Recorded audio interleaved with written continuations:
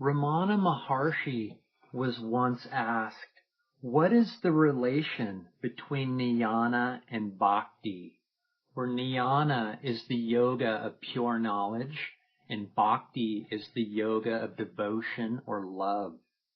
He responded, the eternal, unbroken, natural state of abiding in the self is jnana. To abide in the self, you must love the self. Since God is verily the self, love of the self is love of God, and that is bhakti. Jnana and bhakti are thus one and the same. So what he's saying here is jnana is abidance in self. That is correlated to self-inquiry. And we talk a lot about self-inquiry on this channel. Self-inquiry is turning your attention inward and abiding in self, just like he says here.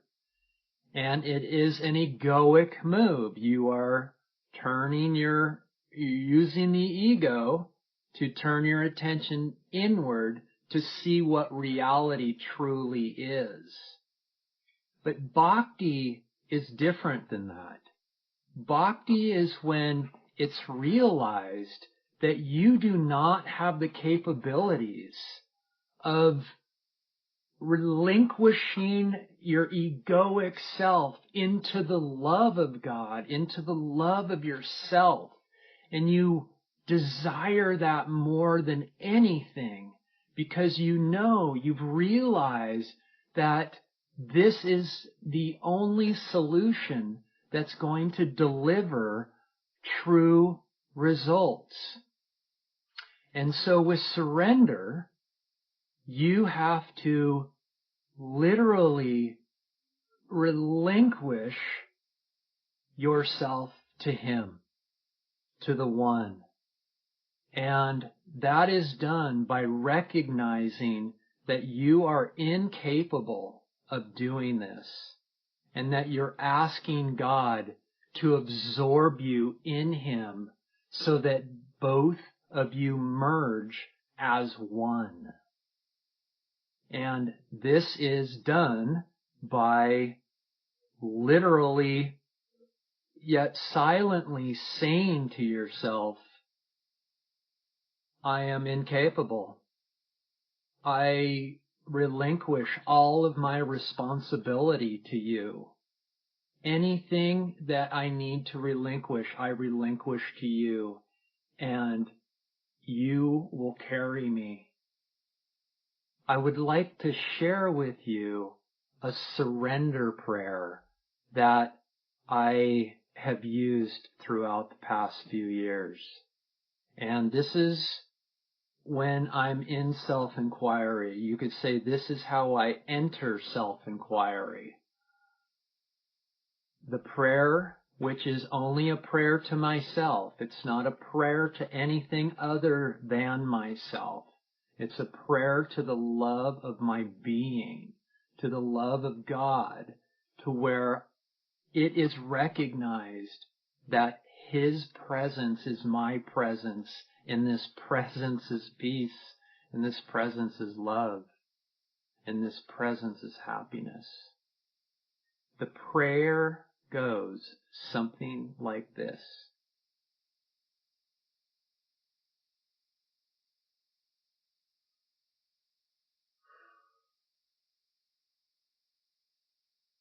Dear Lord, I surrender myself completely and wholly to you. Unconditional relinquish into your heart. Absorb my will into yours, making them one. I ask for absolutely nothing in return, and I accept wholly and completely whatever life you give me.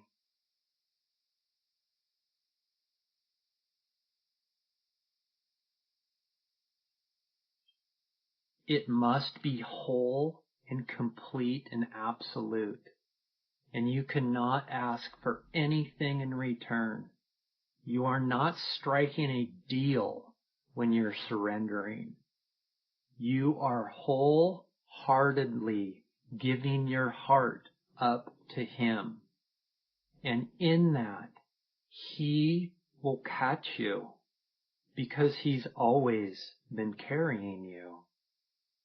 While in self-inquiry, you can continue to surrender your identities and your attributes to Him, such as, I surrender my profession. I surrender my career to you.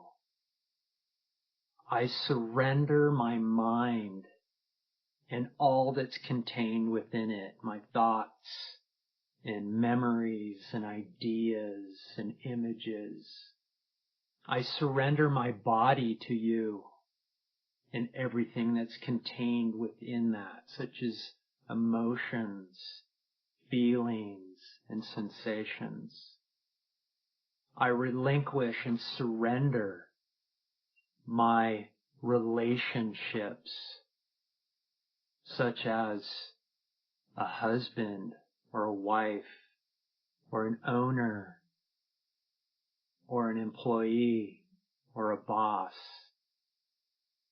I relinquish my responsibilities to you. I relinquish my talents to you. I relinquish my wealth to you, for I am none of these that I just mentioned. They are not who I am, and I'm relinquishing, I'm surrendering them to you. And in that, I rest in you, and you will carry me. And in this, when you surrender like this, you will see that everything that I just mentioned becomes closer.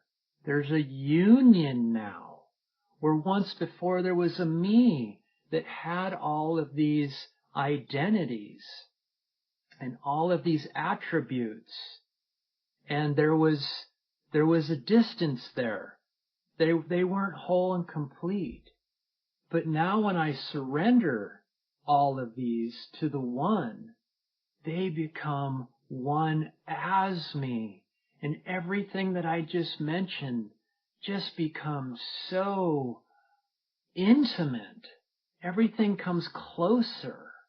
Every person in your life comes closer. And you don't know how. It doesn't matter how anymore. It just is this. And this is the experience or the revealing of relinquishing, of surrendering everything that you have mistaken yourself to be up until now to Him. And in that relinquish, in that surrender, He will start to expose who He is to you. He will reveal these qualities that you're after. But you have to be all in. This is an all or nothing. There's only one path back to you, and you have to be in that one path. And you need to surrender to Him. And this is why self-inquiry and surrender end up in the same place, the one love of yourself, the one dimensionless place where you and He merge into one. And that one is unconditional love.